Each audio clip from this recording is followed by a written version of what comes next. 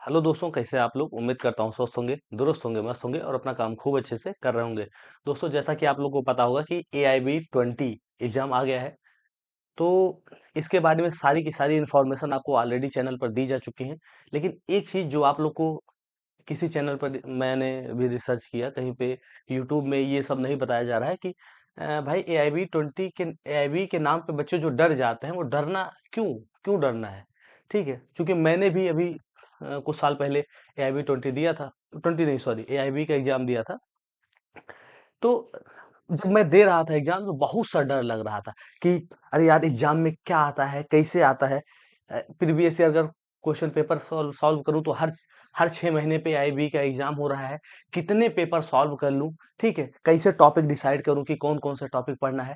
और ऊपर से जो जो बच्चे LLB पास करते हैं उनको कुछ आता ही नहीं है, उनको नहीं, मुझे भी कुछ नहीं आता था। जब मैं LLB पास किया था तो मुझे सही सही बताऊं तो बेरेक्स के नाम तक नहीं याद थे। चैप्टराइजेशन भी नहीं याद था कि कितने कौन से बेरेक में कितने सब, मतलब किस सब्जेक्ट में कौन से चैप्टर, कितने चैप्टर हैं, कितने सेक्शन है, ये तक नहीं याद था। तो ऑब्वियस सी बात है, आप भी मेरे ही स्टेज पर हैं अभी तो।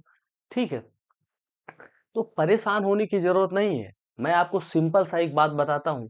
जैसे बहुत ज्यादा परेशान होंगे कि ये क्या करूं, अब इतना बेरैक पढ़ूं, कहाँ से बेरैक इकट्ठा करूं। देखिए, पहली बात तो ये AIB 20 में कुछ चीजें हमको ध्यान में देनी रखनी है। पहली बात तो ये कि बेयर एक्ट की व्यवस्था कैसे करें।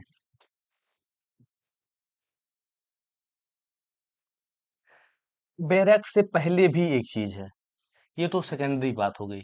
पहली बात तो सबसे पहली बात तो ये है, ये दूसरी है। पहली बात तो ये है कि हमको डर क्यों लगता है।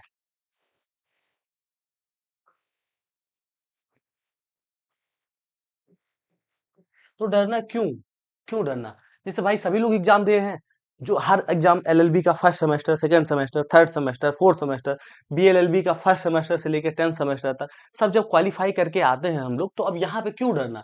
डरने की जरूरत नहीं है। पहली बात तो ये कि जैसे सब एग्जाम है वैसे ही है, लेकिन ये ओपन बुक एग्जाम है, OPEN, ठीक है, यानी कि नकल करके पास होना है।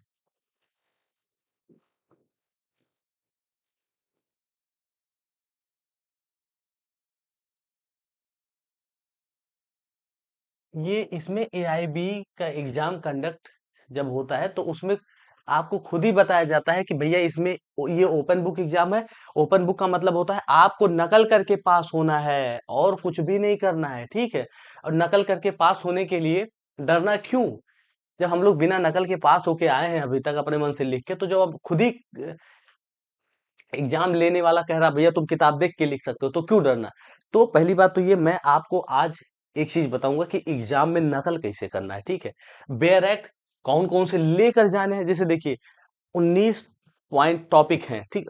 मतलब जब आप AIB का पूरा नोटिफिकेशन देखेंगे तो उसमें 19 सब्जेक्ट दिए गए हैं, लेकिन 19 सब्जेक्ट्स में पॉइंट वाइज करके 1 2 3 करके, 1 है, फिर 2 है, फिर 3 है, फिर 4 है, ऐसे ऐसे करके 19 तक हैं, ठीक है। तो इसमें 1 से लेकर 19 तक में कुल मिलाकर 26 सब्जेक्ट आपको पढ़ने हैं, ठीक है। 26 बेरेक्स आपको पढ़ने पड़ेंगे। लेकिन मैं आज बताऊंगा कि आपको पढ़ना तो ठीक है, जो आप पढ़ पाए पढ़े, नहीं पढ़ पाए तो भी डरना नहीं है। मैं आज आपको नकल करना बताऊंगा कि अगर आपके पास जो बैरेक्ट है उसमें नकल कैसे करेंगे। तो उदाहरण के तौर पे मैंने एक बैरेक्ट लिया है हिंदू लॉ का, ठीक है। जैसे फैमिली लॉ आता है ना, तो हिंदू लॉ, मुस्लिम लॉ, उसमें सब आते हैं। तो हिंदू लॉ का उदाहरण मैं लिया हूं, आपको बताऊंगा कि हिंदू लॉ हमको कैसे पढ़ना है, कैसे। अगर आप आधे घंटे की, ये मेरी वीडियो होगी लगभग आधे घंटे 40 मिनट, अगर आप पूरा देख लेंगे तो आप टेंशन फ्री हो जाएंगे कि अरे यार बस इसी की तो जरूरत थी। वैसे भी आप पैदाइशी नकलची हैं, तो आप नकल करने में आप माहिर अगर हैं, अगर आप नकल करने में माहिर हैं तो टेंशन लेने की जरूरत नहीं, नकल करके आराम से पास हो जाना है। और 60 70 क्वेश्चन अगर करते हैं उसमें से 10 गलत हो जाता है, मतलब अगर 50 क्वेश्चन पे आपका सही हो जाता है तो आप बहुत अच्छे नंबर से, ऑब्वियस सी बात है, हमको खाली पासिंग करना ही है, ठीक है। 40 45 आ जाए बहुत है, ठीक है। 50 आ जाए उससे ज्यादा की जरूरत ही नहीं है, लेकिन करना सारे हैं क्योंकि माइनस मार्किंग नहीं होता है। आ जाइए, नकल करने करने की विधि बताता हूँ। पहली बात तो जो मैं आपको बता रहा था वो बता देता हूँ, ठीक है, ओपन बुक एग्जाम है, नकल करके पास होना है। बेयर एक्ट कौन कौन से लेके जाने हैं, तो जो मेजर मेजर बेयर एक्ट हैं वो लेके जाने हैं। ठीक है, और 3 घंटे का पेपर है, 100 क्वेश्चन आता है। पहली बात तो ये कितने हो, टाइमिंग कितना है, टाइम आपके पास है 3, 3 नहीं सॉरी 30 नहीं, 3 आवर। और इस 3 घंटे में आपको टोटल 100 क्वेश्चन करने हैं।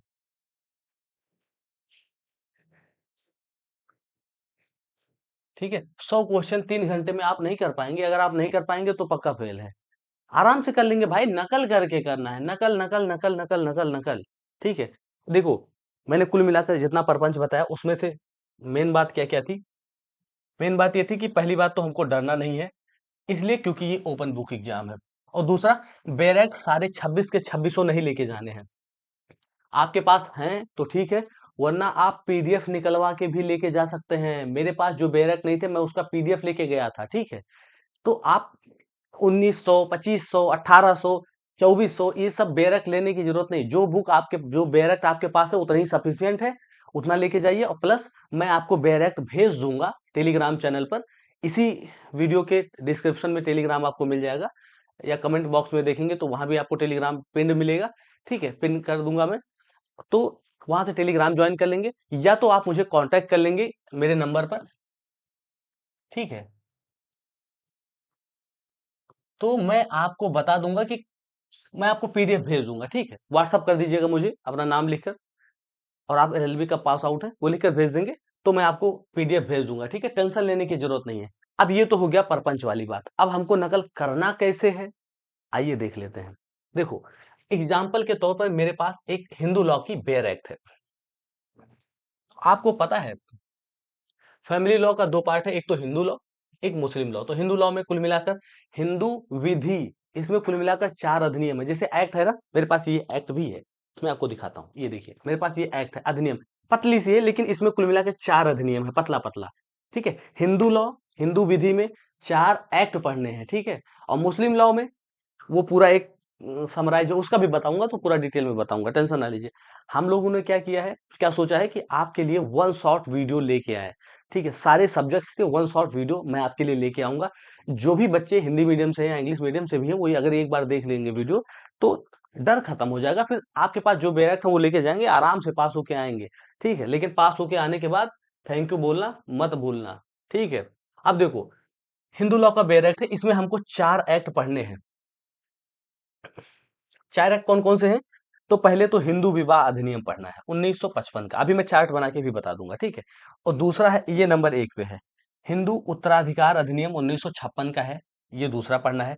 ठीक है, उसके बाद हिंदू हिंदू अप्राप्त वैता और संरक्षकता अधिनियम 1956, ये वाला पढ़ना है। इसके बाद हिंदू दत्तक एवं भरण पोषण अधिनियम, ये भी 1956 का है। तो कुल मिला के इसमें 4 एक्ट हैं। ठीक है, एक तो हिंदू मैरिज एक्ट है, ये 1955 का है। बाकी के जो भी अधिनियम है, चाहे वो हिंदू सक्सेशन एक्ट हो, हिंदू सक्सेशन एक्ट, ये 1956 का है। उसके बाद Hindu minority and guardianship act, वो भी 1956 का है। ठीक है, तो Hindu minority and guardianship act, ये भी कब का है, 1956 का है। इसके बाद है Hindu adoption and maintenance act, तो Hindu adoption and maintenance act. ठीक है, ये कब का है, ये भी 1956 का है। तो हमको अब आप कहेंगे कि इतना तो प्रपंच आप बता रहे हैं, लेकिन नकल कैसे करना है ये नहीं बताए। बिल्कुल बताता हूँ, बैरक लेके जाना है।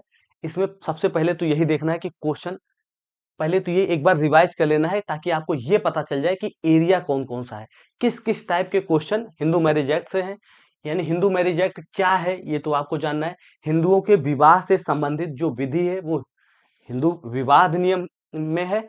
और सक्सेशन एक्ट एक्ट यानी उत्तराधिकार, यानी कि जब कोई व्यक्ति, जैसे मैं हूं तो मेरा बच्चा, चाहे वो बेटा हो चाहे बेटी, वो मेरा उत्तराधिकारी होगा। ठीक है, तो उत्तराधिकार से संबंधित जो भी क्वेश्चन पूछे जाएंगे वो इसी एक्ट से पूछे जाएंगे। ठीक है, अब देखो, हिंदू माइनॉरिटी एंड गार्जियनशिप।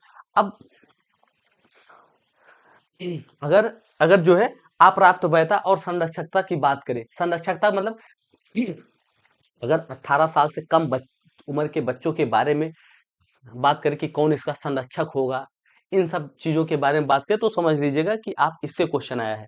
और अगर Hindu adoption and maintenance act, अगर दत्तक यानी कि गोद लेने वाला अगर कोई प्रावधान आता है, बच्चे को गोद लेने से संबंधित कोई बात आती है, तो समझ लीजिए, या तो फिर भरण पोषण मेंटेनेंस से संबंधित कोई बात आती है, तब समझ लीजिए ये इसमें है। ठीक है, 1956 का एक्ट है ये तीनों। अब बाकी ये ऊपर वाला 55 का है, ये ध्यान रखना है। ठीक है, तो ये आपका बेसिक क्लियर कर देगा। ठीक है, बेसिक क्लियर करने का मतलब है कि आपको क्वेश्चन जो पूछा जाएगा उसका टॉपिक आपको डिसाइड करके बता देगा कि ये किस किस टॉपिक से आए हैं। अब देखिए, मैं एक एक अधिनियम करके पूरा पढ़ के बताता हूँ। देखिए, हिंदू मैरिज एक्ट है, कुल मिला के इसमें 6 अध्याय और 30 धाराएं हैं। हिंदू विवाह अधिनियम, ठीक है। अगर हम बात करें पहले अधिनियम की, तो पहला अधिनियम यही है, हिंदू विवाह अधिनियम 1955, हिंदू मैरिज एक्ट।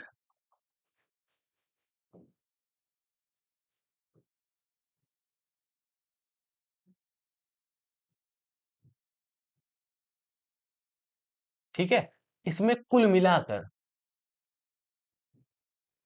क्या है, 6 अध्याय है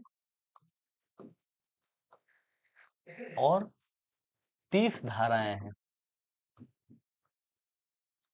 ठीक है, 6 अध्याय और 30 धाराएं, और अध्याय है कौन कौन सा, तो आइए हम लोग इसी में देख लेते हैं। तो पहला अध्याय है प्रारंभिक, यानी प्रिलिमिनरी। ठीक है, और मैंने इसको लिख कर भेजा है। अगर आप चाहेंगे, अगर आप एआईबी के स्टूडेंट हैं, अगर आप हमसे कहेंगे तो मैं ये जो चार्ट बनाया हूँ ये आपको भेज दूंगा। लेकिन उसके लिए क्या करना पड़ेगा, आपको मेरे व्हाट्सएप नंबर पर अपना नाम, डिस्ट्रिक्ट और आप एलएलबी कब पास किए हैं ये हमको लिख कर भेजना पड़ेगा। और दूसरी का बात ये कि चैनल को सब्सक्राइब करके किसी और के पास भी भेजना है जो एआईबी दे रहा है। ठीक है, इतना काम अगर करके आएंगे तो मैं आपको ये चार्ट जो बनाया हूं ना, ये पूरा चार्ट डिटेल में देख रहे हैं, पूरा पेन से बनाया हुआ हूं ना अच्छे से, ये पूरा मैं आपको भेज दूंगा। ठीक है, आपको एक ही पेज में सारी की सारी चीजें मिल जाएंगी जैसे मैं बनाया हूं। अब आइए, मैं आपको पहली बात तो ये दिखा देता हूँ बेयर एक्ट। मैं चाहूँ तो अभी चार्ट बना के भी आपको बता सकता हूँ, लेकिन चार्ट बना के बताऊंगा तो उसमें यो एक होता है ना कि बेयर एक्ट से परिचित नहीं होंगे आप। चार्ट बनाने को जैसे मैं बनाता हूँ वैसे बता दूंगा तो आप बेयर एक्ट आपके दिमाग में घुसेगा नहीं, और अगर यहीं से बेयर एक्ट घुसा रहेगा तो आप वहां बेयर एक्ट जब देखेंगे तो कंफ्यूज नहीं होंगे, सीधे पलटते चले जाएंगे कि गोविंद सर ने बताया था, गोविंद भैया ने बताया था कि यहाँ पर ये है, यहाँ पर ये है। तो आपको बेसिक क्लियरिटी आ जाएगी। ठीक है, अब ये इंडेक्स है हिंदू मैरिज एक्ट का। इसमें कह रहा है अध्याय एक प्रारंभिक है। देख रहे हैं, अध्याय एक प्रारंभिक, और प्रारंभिक में कुल मिलाकर 4 सेक्शन पढ़ने हैं हम लोग को। ठीक है, कुल मिला के क्या पढ़ने हैं, 4 सेक्शन। पहला है संक्षिप्त नाम, विस्तार और प्रारंभ, संक्षिप्त नाम और विस्तार, और उसके बाद अधिनियम का लागू होना, फिर परिभाषा खंड है, उसके बाद अधिनियम का सर्वोपरि प्रभाव है। ठीक है, तो अगर यहां से क्वेश्चन पूछा जाता है तो इसी चीज से रिलेटेड होगा।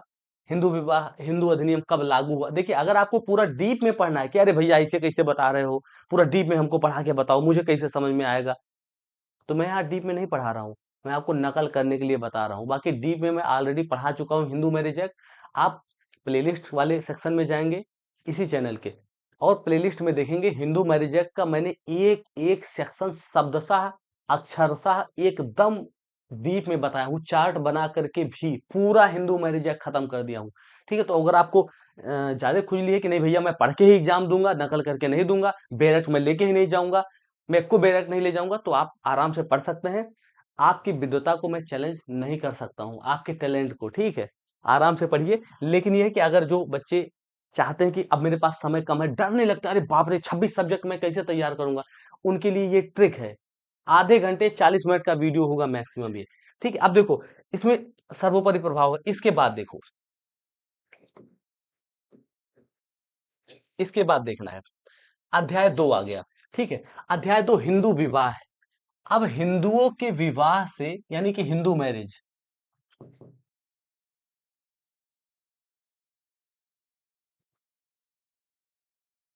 हिंदू मैरिज से रिलेटेड जो भी प्रावधान हैं वो अध्याय 2 में, यानी हिंदू मैरिज एक्ट के अध्याय 2 में आएंगे। कौन कौन सा प्रावधान, जैसे हिंदू विवाह के लिए शर्तें कौन कौन सी है, तो आपको पता है हिंदू विवाह के लिए 5 शर्तें होती है, धारा 5 में दिया गया है।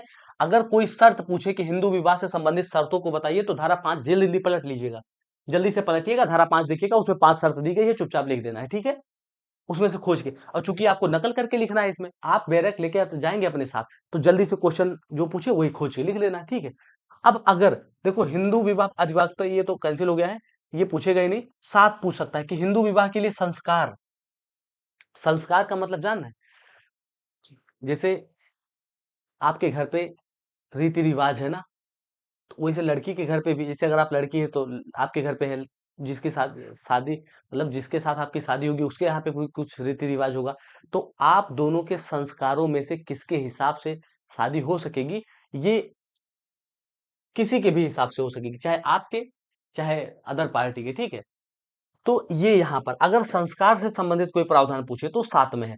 अब रजिस्ट्रीकरण का प्रावधान पूछे कि क्या हिंदू विवाह का रजिस्ट्रेशन अनिवार्य है, तो आप तुरंत धारा 8 में देखेंगे कि हिंदू विवाह का रजिस्ट्रेशन रजिस्ट्रेशन करवाना अनिवार्य तो नहीं है, लेकिन अगर राज्य सरकार चाहे तो अनिवार्य कर सकता है, और इसके उल्लंघन पर 25 रुपए का जुर्माना भी लगा सकता है, ठीक है? आप देखेंगे तो इसमें साफ साफ ऐसे लिखा है, ठीक है? अब हम लोग देखेंगे अध्याय 3। समझ में? मैं नकल करना बता रहा हूँ भैया, डीप में पढ़ाया हूँ ऑलरेडी, आप जाके देख सकते हैं। अध्याय 3 क्या है? अध्याय 3 क्या है? अध्याय 3 है दाम्पत्य अधिकारों का प्रत्यास्थापन और न्यायिक पृथक्करण। प्रत्यास्थापन का मतलब होता है रेस्टिट्यूशन, यानी कि मान लीजिए आपकी बीवी या आपका हस्बैंड आपसे नाराज हो गया है, आप नाराज होकर आपको छोड़ दिया है, मायके में लेके आ ही नहीं रहा है, तो आप कोर्ट से वो, या आपकी बीवी आपको छोड़ के भाग गई है, आ ही नहीं रही है शादी के बाद, तो आप कोर्ट में अर्जी डाल सकते हैं कि साहब हमारी बीवी आ नहीं रही है और हमको हमारे पास भेजा जाए उसको, तब कोर्ट रेस्टिट्यूट कराएगा, प्रत्यास्थापन करवाएगा आपके दाम्पत्य अधिकार का, ठीक है? और या तो अगर वो नहीं आना चाहती तो न्यायिक न्यायिक पृथक्करण का भी एक प्रावधान है कि जुडिशियल सेपरेशन भी हो सकता है, ठीक है? तो अगर प्रत्यास्थापन यानी रेस्टिट्यूशन से संबंधित कोई क्वेश्चन पूछे, तब तो भैया धारा 9 है, अध्याय तुरंत पलटिएगा। और अगर न्यायिक पृथक्करण से संबंधित पूछे कि सेपरेशन अलगाव वाला कुछ पूछे, तो धारा 10 में है, लेकिन जुडिशियल सेपरेशन से संबंधित पूछे तब। वरना अभी अलगाव का देखिए, तलाक का ना धारा 13 में भी है, तो यहाँ भी अलगाव ही होता है, ठीक है? तो देखिए जुडिशियल सेपरेशन और तलाक, इसमें अगर दोनों में से कोई क्वेश्चन है, दोनों क्वेश्चन मान लीजिए आए, दोनों में से कोई है, तो आप कंफ्यूज नहीं होंगे। क्यों? क्योंकि इसमें तलाक हमेशा के लिए अलग नहीं होता है। जुडिशियल सेपरेशन में कुछ दिन के लिए अलग किया जाता है, कुछ दिन के लिए, ताकि रिश्ता सही हो जाए, लेकिन तलाक में हमेशा के लिए अलग कर दिया जाता है, ठीक है?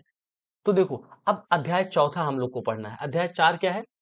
विवाह की अकृतता और तलाक, यानी कि nullity, nullity of marriage and divorce. Nullity का क्या मतलब होता है? अकृतता, अकृत कर देना, शून्य कर देना, विवाह को जीरो कर देना, ठीक है?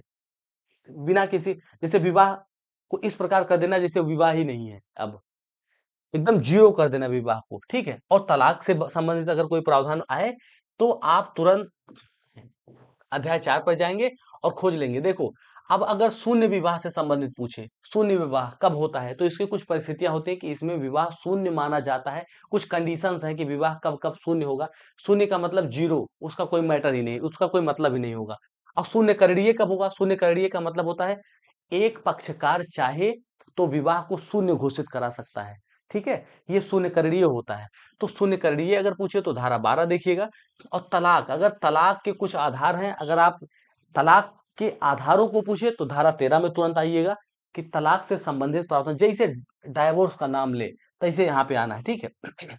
और बाकी 13 का में 14, 13 खा में, 13 खाए हो सकता है आ जाए पारस्परिक सम्मति से विवाह विच्छेद। अगर दोनों पार्टी चाहते हैं तो विवाह विच्छेद ऐसे ही हो सकता है, दोनों पार्टी खाली चाहे तभी विवाह विच्छेद हो जाएगा, ठीक है? दोनों पार्टी की सहमति से, ठीक है? सहमति से। धारा 13 खा में है, तुरंत पलट के देख लेंगे। और विवाह के 1 वर्ष के अंदर तलाक के लिए कोई याचिका पेश ना की जाएगी, ये धारा 14 में है। जैसे देखो, अगर कोई व्यक्ति तलाक लेना चाहता है तो वो 1 साल तक अपने विवाह को ऐसे चलाएगा ताकि सही हो जाए। क्यों ये रखा गया है? ताकि विवाह ज्यादा से ज्यादा ना टूटे, ठीक है? अब देखो, अगर कोई याचिका पेश करना हो तलाक का, तो एक विवाह के 1 साल के भीतर तो पेश ही नहीं किया जा सकता। कम से कम 1 साल विवाहित रहना ही होगा, अगर विवाह हो गया तो चाहे कुछ भी हो, ठीक है? इसके बाद देखो 15, कब तलाक प्राप्त व्यक्ति पुनः विवाह कर सकेंगे? अगर ये पूछे कि जब एक बार किसी व्यक्ति का तलाक हो गया, उसके बाद वो अगर शादी करना चाहे तो कब शादी कर सकता है, तो वो इसमें है, धारा 15 में है, ठीक है? अब आगे चलिए।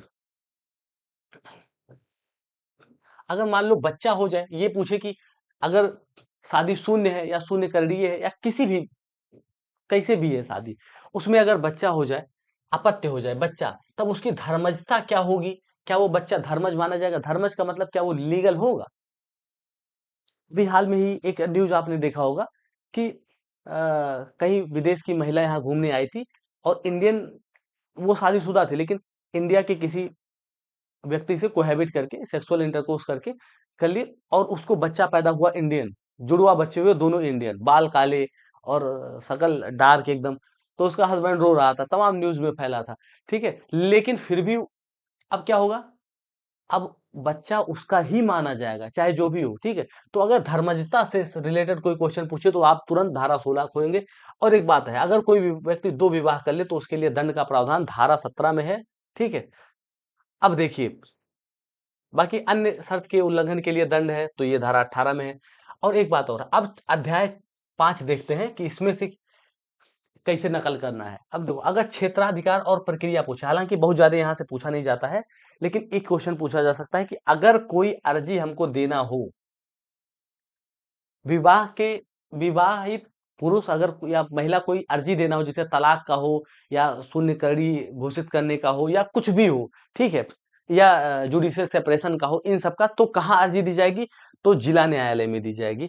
ये धारा 19 में है, आप देख लेंगे तुरंत। ठीक है, अब इसमें से बहुत ज्यादा कुछ पूछे जाने की संभावना नहीं है, तो बहुत कुछ पढ़ने की जरूरत भी नहीं है। ठीक है, अब देखिए अब इसमें भरण पोषण से संबंधित पूछा जा सकता है। अगर मेंटेनेंस पूछा जाए हिंदू मैरिज एक्ट के तहत, तब तो धारा 25 में है। ठीक है, अगर हिंदू मैरिज एक्ट में यानी 1955 में मेंटेनेंस पूछा जाए, तब धारा 25 में। इसमें पत्नी का पत्नी का भरण पोषण कहाँ पे है? तो यहाँ पे है 25 में। ठीक है, अब चलिए, ये हो गया, बस ये खत्म, हिंदू मैरिज एक्ट खत्म हो गया।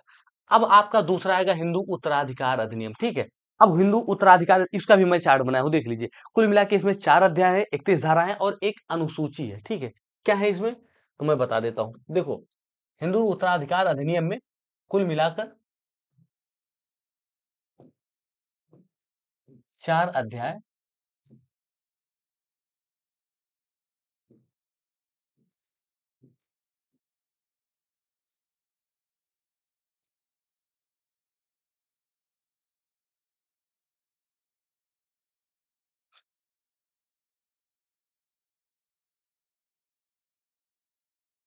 अरे यार क्या हो रहा है?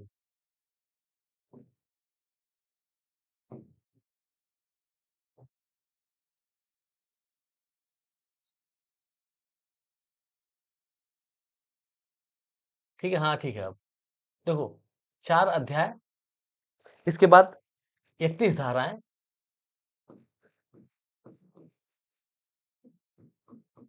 ठीक है, 31 धाराएं और एक अनुसूची है, एक, ठीक है, एक अनुसूची है।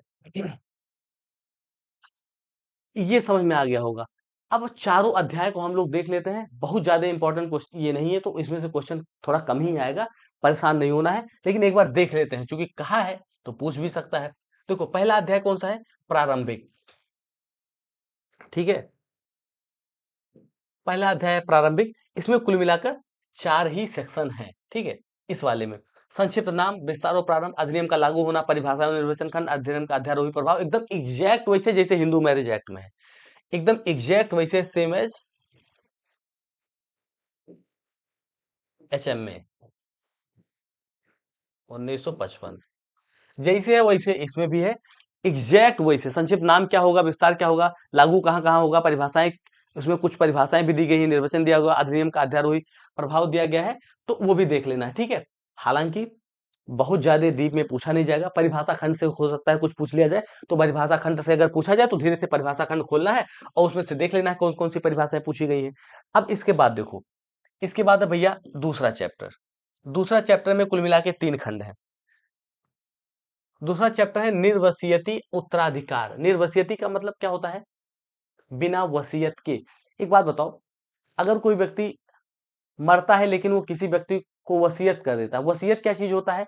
विल, वसीयत, यानी कि उसमें लिखा होता है कि हमारी संपत्ति इनको जाता है, इच्छा, ठीक है, उसमें लिखा होता है कि हमारी संपत्ति इनको जाता है। अगर वो बिना वसीयत बनाए कोई व्यक्ति मर जाता है, तब वो होगा निर्वसियती उत्तराधिकार। और निर्वसियती उत्तराधिकार में कुल मिला के 4 खंड हैं, ठीक है। एक तो साधारण है, ये देखिए मैंने पेंसिल से लिखा था उसमें, अपने बेरेक्ट में साधारण है, धारा 5 से धारा 17 तक। उसके बाद उत्तराधिकार से संबंधित उपबंध है, ये 18 से 28 में है। उसके बाद राजगामित्व है, ये भी है। आइए अभी पढ़ते हैं। देखो साधारण में कुल मिला के साधारण उपबंध दिए गए हैं, जैसे जैसे अधिनियम की कुछ संपत्तियों का लागू ना होना, साधारण की संपत्ति में न्यागमन, थारवाड़ी, ये सब तो आएगा नहीं। पुरुष की दशा में उत्तराधिकार से संबंधित आदि साधारण नियम, ये देखिए, ये इंपॉर्टेंट है, तो यहां से देख लीजिए। पुरुष की दशा में उत्तराधिकार से के साधारण नियम, ठीक है। और उसके बाद ये है कि ये भी पूछा जा सकता है, अनुसूची के वर्ग एक में वारिस के वारिस में संपत्ति का वितरण वितरण, तो इसमें अनुसूची देख लेंगे ना, उसमें वारिस के बारे में दिया गया है, ठीक है। अनुसूची पढ़ के जाएंगे, अनुसूची सबसे लास्ट में दिया गया होगा। अनुसूची से क्वेश्चन आने की संभावना है, तो धीरे से पलट के देख लेना है जल्दी से, ठीक है, तो नकल हो जाएगा आराम से। अब इसके बाद देखिए, बाकी और कुछ भी ऐसा नहीं है। नारी की दशा में, अगर नारी की दशा में, ये कहाँ चला गया, ठीक है, हाँ, नारी की दशा में जो है उत्तराधिकार के साधारण नियम है, ठीक है, तो ये आराम से पढ़ना है, कोई दिक्कत नहीं है। अब इसके बाद देखो, इसके बाद हम लोग दूसरा पढ़ेंगे, उत्तराधिकार से संबंधित साधारण उपबंध, ठीक है। उत्तराधिकार से संबंधित साधारण उपबंध, इसको ऐसे करके पढ़ता हूं तो अच्छे से चलेगा, हाँ। उत्तराधिकार से संबंधित साधारण उपबंध, इसमें इसमें क्या क्या है, पूर्ण रक्त को अर्धरक्त पर अधरक्त पर अधिमान प्राप्त है। पूर्ण रक्त को मतलब अगर कोई सगा बेटा है और सौतेला बेटा है, ठीक है, तो पहले सगा बेटा अधिमान प्राप्त करेगा, पहले उसको मिलेगा, उसके बाद सौतेले को मिलेगा, ठीक है। अब इसके बाद दो या अधिक वारिसों के उत्तराधिकार का ढंग, गर्भ स्थित आपत्ति का अधिकार, अगर मान लो कोई बच्चा, ये पूछा जा सकता है, कई बार पूछा गया है, गर्भ स्थित अगर कोई बच्चा गर्भ में है, तो क्या उसको संपत्ति का अधिकार मिलेगा? बिल्कुल मिलेगा, ठीक है। अब इसके बाद देखो, ये तो हटा दिया गया है 24वां, ठीक है। और एक एक चीज और है, 25वां देखो, हत्या करने वाला निर्धारित होगा। जो व्यक्ति प्रॉपर्टी के चक्कर में हत्या कर देता है ना, उसको संपत्ति तो पक्का नहीं मिलती है, ठीक है। और 26वां है कि जो संपरिवर्तित वंशज हो गए हैं वो निर्धारित होंगे, यानी कि ऐसे व्यक्ति जो अपना धर्म परिवर्तित कर लिए हैं, उनके बच्चे संपत्ति में हिस्सा नहीं प्राप्त करेंगे, ठीक है। चलो, अब आगे चलते हैं हम लोग। एक मिनट, क्लास है, हाँ एक्चुअली क्लास ले रहा हूँ मैं, क्लास ले रहा हूँ मैं, बाद में करता हूँ। हेलो, जी क्लास ले रहा हूँ मैं, बाद में करता हूँ। ओके, ठीक है। अब देखो, राजगामित्व, एक चीज और आ गया है, राजगामित्व। अगर मान लो कोई भी व्यक्ति ऐसा है जिसके कोई वंशज ही नहीं है, ना बेटा है ना बेटी, ना अनुसूची एक में सूची दी गई है, वो देखिएगा, उसमें से रिलेटेड कोई भी व्यक्ति इसके पास ना, किसी के पास ना हो, तो राजगामित्व, यानी उसकी सारी संपत्ति सरकार को चली जाएगी, ठीक है। वारिसों के अभाव में सारी संपत्ति किसको चली जाएगी? राज्य सरकार को, लेकिन वो मतलब दायित्व के अधीन होगा, ठीक है।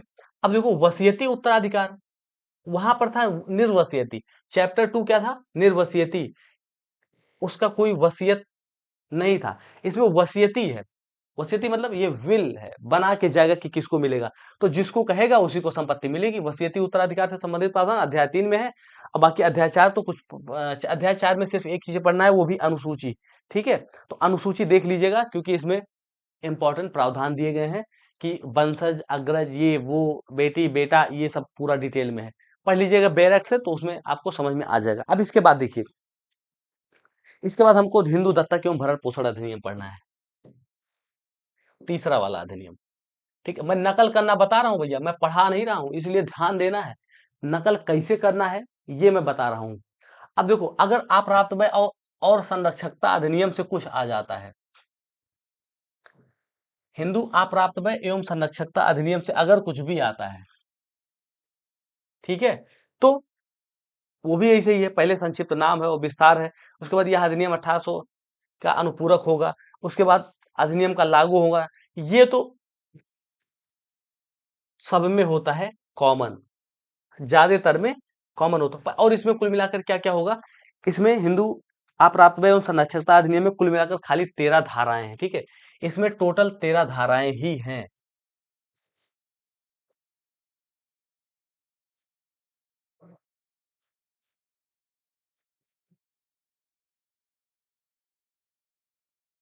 इससे लिख इस वाले से लिखता हूं ना तो प्रॉब्लम होती है, उससे सही रहता है। देखो, इसमें कुल मिलाकर 13 धाराएं ही हैं। अप्राप्त एवं संरक्षकता अधिनियम में कुल मिलाकर 13 धारा है। वो कौन कौन सी है, आइए ये भी देख लेते हैं।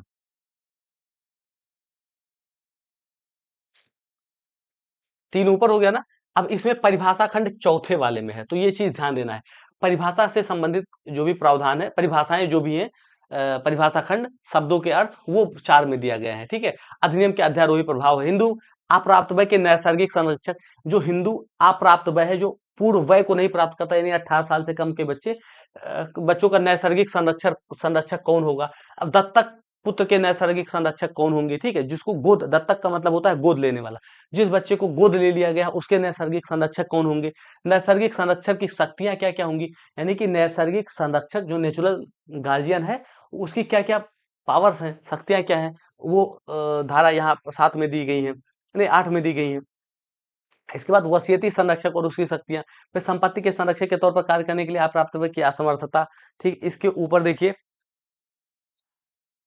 ये है अप्राप्त वय का कल्याण सर्वोपरि होगा। हालांकि ये बहुत ज्यादा इंपॉर्टेंट नहीं है, लेकिन नकल अगर अगर आ भी जाता है तो नकल कैसे करना है ये देख लीजिए, ठीक है। ये आप परिचित हो गए होंगे तीनों से। अब सबसे लास्ट में हिंदू दत्तक और भरण पोषण अधिनियम, ठीक है। तो इसमें कुल मिलाकर 4 अध्याय है और 30 धाराएं हैं। इसमें भी 4 अध्याय और 30 धाराएं हैं, ठीक है।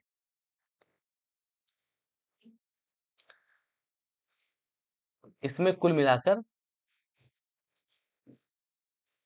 4 अध्याय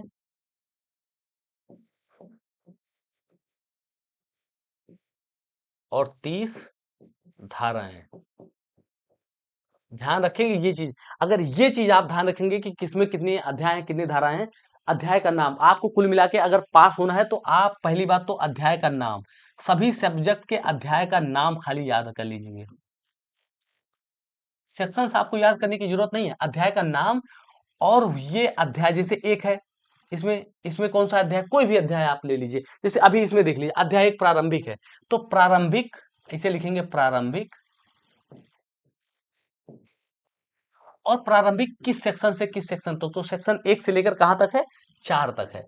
तो ये लिख लेंगे। ऐसे ऐसे ही अगर आप खाली चैप्टर और वो सेक्शंस किस सेक्शन के बीच में है, मतलब उस चैप्टर में कितने सेक्शन है, खाली यही याद कर लेंगे ना, आपका एआईबी गारंटी है निकल जाए। आप नकल करने में माहिर हो जाएंगे। तुरंत बैरक में खोज लेंगे पट से। अच्छा, इस चैप्टर में कितने सेक्शन है, कहां से कहां तक के बीच में है, लाओ खोलता हूं पट से, इस चैप्टर का नाम क्या है। वो थोड़ा सा आपको इजी रहेगा, ठीक है। इसके बाद देखिए, ये हो गया। इसमें कुल मिलाकर 4 चैप्टर है। एक तो प्रारंभिक है, दूसरा दत्तक है, तीसरा भरण पोषण और चौथा निरसन, ठीक है। प्रारंभिक वाला तो चलो ठीक है, सब में होता है। इसके बाद देखो, दत्तक।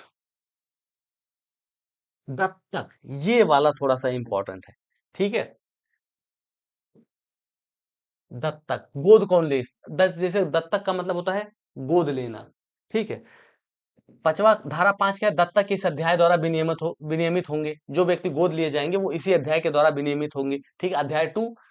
अब छठवा कह रहा है विधिमान दत्तक की से संबंधित अपेक्षाएं। विधिमान ने दत्तक के, दत्तक का मतलब गोद लेना होता है, ठीक है। एडॉप्शन, एडॉप्ट करना। अगर कोई व्यक्ति किसी बच्चे को एडॉप्ट करता है तो उसकी कुछ शर्तें होंगी कि वो 21 साल बड़ा होना चाहिए। ये मोस्ट इंपॉर्टेंट है। जो व्यक्ति गोद लेगा वो 21 साल बड़ा होगा, तो यहां पर है, यहां पर, ठीक है। इसी इसी चैप्टर में है। अब देखो, हिंदू पुरुष की दत्तक लेने की सामर्थ्य क्या है, हिंदू नारी की दत्तक लेने की सामर्थ्य, ये दोनों कम से कम 21 साल बड़े होने चाहिए। जिस बच्चे को गोद लेंगे उससे 21 वर्ष बड़े होने चाहिए, चाहे महिला है चाहे पुरुष, ठीक है। नौवां देखिए, दत्तक लेने के लिए सक्षम व्यक्ति कौन सा सक्षम ले सकता है। मतलब दत्तक दत्तक कौन ले सकता है, ये है। 10वां है व्यक्ति जो दत्तक लिए जा सकते हैं, कोई किस व्यक्ति को दत्तक लिया जा सकता है, किसको किसको गोद लिया जा सकेगा। 11वां विधिमान्य दत्तक की अन्य शर्तें हैं। ठीक है, तो नकल करने के लिए जितना मैं बता रहा हूं इतना पर्याप्त है भैया। तीसरा तीसरा नहीं, ये है दत्तक के परिणाम क्या क्या होंगे, दत्तक जनकों का अपनी संपत्तियों के वयन का अधिकार क्या होगा, कुछ दस मतलब ये सब है। विधिमान्य दत्तक रद्द नहीं किया जा सकेगा, ये सब है। अब देखो तीसरा है भरण पोषण, मेंटेनेंस। कहां तक है ये? अच्छा, 28 तक है। तो ये 18 से 28 तक के बीच में है ये। ठीक है, इसी से कर देता हूं मैं। भरण पोषण यानी कि मेंटेनेंस। अब 18वां कह रहा है कि पत्नी का भरण पोषण, 19 कह रहा है विधवा पुत्र वधु का भरण पोषण। ठीक है, 20 कह रहा है अपत्यों और विद्यजनकों का भरण पोषण। ठीक है, और आश्रितों की परिभाषा दी गई है। आश्रित की परिभाषा कहाँ है? 21 में है।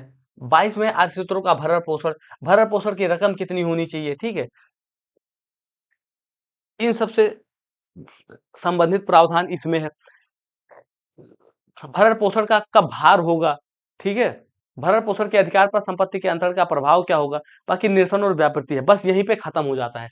तो आपको हिंदू मैरिज एक्ट नहीं, हिंदू लॉ पूरा, उसमें 4 अधिनियम है। चारों अधिनियमों को आपको पढ़ना कैसे कैसे है, मैंने अभी अभी आपको बताया। अब अगर कोई प्रॉब्लम होगी तो आप हमारे दिए गए नंबर पर, इस नंबर पर कांटेक्ट करके पूछ सकते हैं, कोई प्रॉब्लम हो।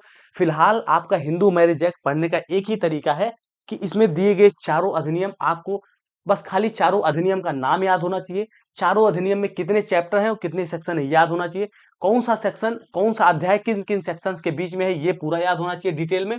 और इसके बाद सबसे लास्ट में एक चीज और आपसे कहना चाहूंगा, पेज ऐड कर देता हूँ दूसरा, नहीं इसी को थोड़ा ऊपर कर देता हूँ। अगर आप लोग एग्जाम क्लियर कर लेंगे तो मेरी रिक्वेस्ट है, पहली बात तो एक काम करेंगे, पहला काम ये करेंगे कि चैनल पर आकर कमेंट करेंगे। पास करने के बाद कमेंट करना नहीं भूलेंगे। और दूसरा, एग्जाम देने से पहले आप शेयर करेंगे।